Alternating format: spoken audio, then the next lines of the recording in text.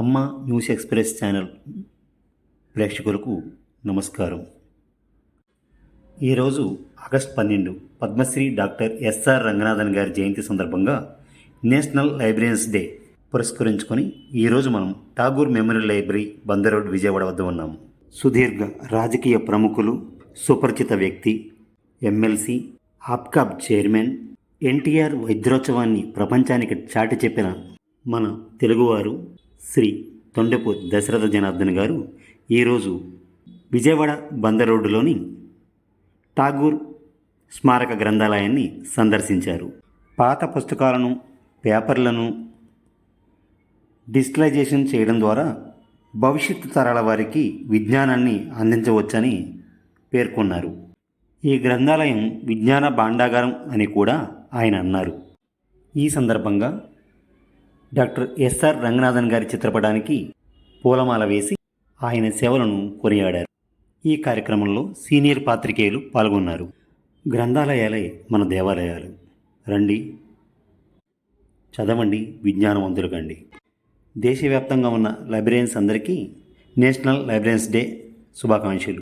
గ్రంథాలయాలనేవి జీవితాలను మార్చడంలో మరియు సంఘాలను బలోపేతం చేయడంలో ప్రముఖ పాత్ర పోషిస్తాయనడంలో ఎటువంటి సందేహము లేదు.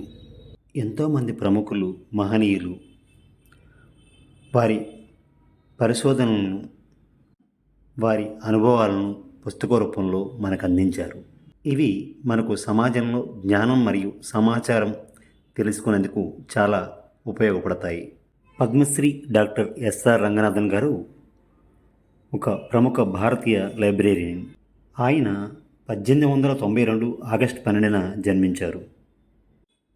ప్రత్యేకంగా గ్రంథాలయాలకు సంబంధించి 5 నిబంధనలను రూపొందించారు. దేశవ్యాప్తంగా ఈరోజు ఎస్ఆర్ రంగనాథన్ గారి జయంతి పురస్కరించుకొని ఆయన చిత్రపటానికి పుష్పమాలలు వేసి ఘనంగా నివాళులర్పించారు. ఎందరో మహానుభావులు అందరినీ స్మరించుకుంటూ ముందుకు వెళ్దాం. సర్వేజన సుఖినో భవంతు. ఈరోజు నేషనల్ లైబ్రరీన్స్ డే సందర్భంగా ఠాగూర్ లైబ్రరీ నిర్వాహకుల ఆహ్వానం మేరకు ఈ లైబ్రరీని విజిట్ చేయటం జరిగింది. లైబ్రరీల పితామహుడు ఎస్ఆర్ రంగనాథన్ గారి జయంతి కావటం విశేషం. ఆయన లైబ్రరీస్కి ఎంతో సేవ చేశారు. అది మననం చేసుకోవటం చాలా ఆనందంగా ఉంది. లైబ్రరీ అంతా విజిట్ చేశాను, 2 ఫ్లోర్లు కూడా.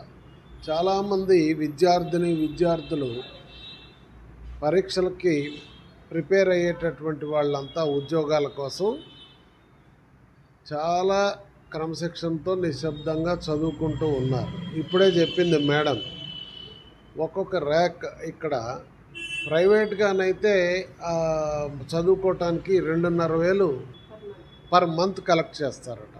కానీ ఇది ప్రభుత్వ గ్రంథాలయం కావటం వల్ల ఠాగూర్ గ్రంథాలయం ఫ్రీగా వసతి ఇచ్చారు. సో దాదాపు 50-60 మంది పైన పఠనం చేస్తూ ఉన్నారు. పూర్వకాల 1953 నుంచి ఈ లైబ్రరీ ఏర్పాటు కావటం, దీనిలో విజ్ఞాన గని ఉందని అనిపిస్తుంది నాకు ఇదంతా చూస్తే. వీటన్నింటినీ కూడా పూర్వకాలం పుస్తకాల యుగం, ఇప్పుడు డిజిటల్ యుగం కనుక దీనంతటిని కూడా ప్రభుత్వం బాధ్యత తీసుకొని డిజిటలైజ్ చేస్తే నిక్షిప్తం అవుద్ది. ఎందుకంటే కొన్ని పేపర్లు చదలబట్టినట్టుగా పట్టుకుంటే చినిగిపోయేటట్టుగా ఉన్నాయి.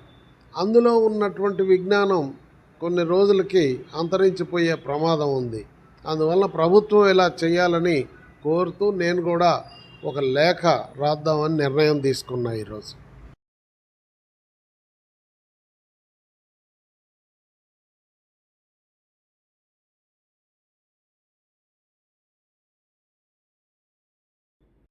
అమ్మ న్యూస్ ఎక్స్ప్రెస్ ఛానల్ను ప్రోత్సహిస్తున్న మీ అందరికీ ప్రత్యేక ధన్యవాదాలు. భవిష్యత్తులో మరిన్ని విజ్ఞానవంతమైన కార్యక్రమాలు మీకు అందించడానికి అమ్మ న్యూస్ ఎక్స్ప్రెస్ ఛానల్ బృందం సిద్ధంగా ఉంది.